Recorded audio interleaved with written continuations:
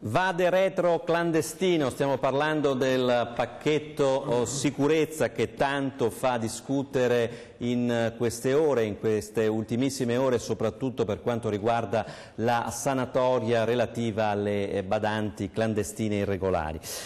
Cacco, prima di toccare l'argomento badanti, che sembra appunto molto interessante, anche in queste ore abbiamo ricevuto anche in redazione tantissime telefonate di persone preoccupate, ma prima di affrontare quell'argomento, la Lega, dopo l'approvazione di questo pacchetto sicurezza, ha detto stop al buonismo, non c'è bisogno di manodopera straniera. Questa è la Lega. Lei in questo momento riveste l'incarico di segretario della SPI, quindi dei pensionati della CGIL, però per molti anni nel mondo del lavoro.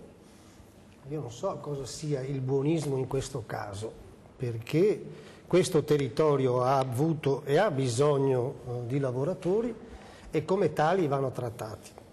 Ci sono i clandestini, che è un problema molto più complessivo, che riguarda tutti, riguarda la Caritas, la politica. Poi c'è un problema dei lavoratori. I lavoratori che vengono in Italia dovrebbero essere trattati da lavoratori, abbiamo sempre detto questo.